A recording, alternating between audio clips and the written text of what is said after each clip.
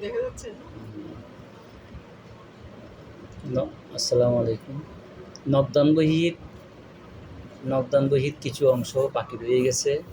দুতরফা double column নবদান বহি, double column ক্যাশবুকের আজ কিছু অংশ দিয়ে আমি একটু শেষ করে দিচ্ছি। প্রথমত হচ্ছে যেমন একটা এন্ট্রি ক্রয় বাবদ যাকে পরিশোধ করা হলো, অর্থাৎ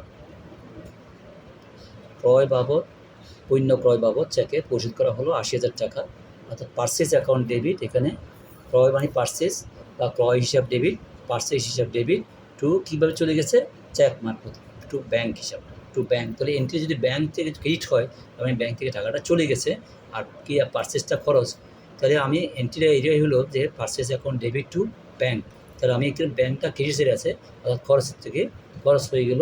আমি ব্যাঙ্কের নগদান বইয়ের পেমেন্ট সাইডে অর্থাৎ ক্রেডিট সাইডে আমি কী লিখবো, by purchase account, by purchase ৮০,০০০ টাকা ব্যাংকের কলামে বসবে। তারপর একটা যদি এন্ট্রি বলি, আসবাবপত্র চেক মারফত কেনা হলো ১৫,০০০ টাকা। আসবাবপত্র চেক মারফত কেনা হলো ১৫,০০০ টাকা।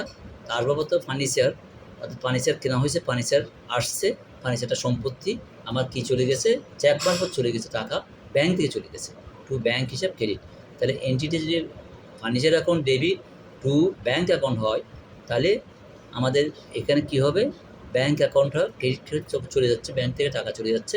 ক্রেডিট সাইডে আমরা ক্যাশবুকের ক্রেডিট সাইডে ব্যাংক কলামে বাই ফার্নিচার অ্যাকাউন্ট অথবা বাই আসবাবপত্র লিখে ১৫,০০০ টাকা ব্যাংকের কলাম বসবে। তাহলে ব্যাংক থেকে টাকাটা খরচ হয়ে গেল, ব্যাংক থেকে টাকাটা চলে গেছে।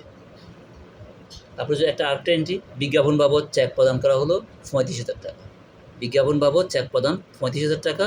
তাহলে এখানে বিজ্ঞাপন হচ্ছে যে খরচ, ব্যবসার খরচ, আর কিসের মাধ্যমে গেছে, চেকের মারফতে, অর্থাৎ ব্যাংক থেকে। অ্যাডভার্টাইজমেন্ট অ্যাকাউন্ট বা বিজ্ঞাপন হিসাব ডেবিট টু ব্যাংক অ্যাকাউন্ট। তাহলে আমি যদি নাকি এটা এন্ট্রি এটাই হয়, তাহলে বিজ্ঞাপন হিসাব ডেবিট টু ব্যাংক হিসাব, তাহলে আমার এখানে আসবো কোথায়, নগদান বহির ক্যাশবুকের পেমেন্ট সাইডে। তাহলে কী লিখবো, বাই ডেবিট সাইডে সবসময় টু, ক্রেডিট সাইডে বাই, তাহলে বাই বিজ্ঞাপন হিসাব বা অ্যাডভার্টাইজমেন্ট অ্যাকাউন্ট ৩৫,০০০ টাকা।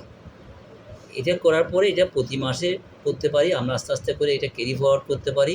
তারপর দেখবো যে আমার খাতে ওপেনিং কী ছিল, এবং এই ডেবিট সাইড যোগ করবো, ক্রেডিট সাইড যোগ করবো, যোগ করার পরে ব্যালেন্স যা থাকবে সেটাই ব্যালেন্স শো করবে, অর্থাৎ নগদ থাকবে বা ব্যাংকে কী আছে সেটা থাকবে।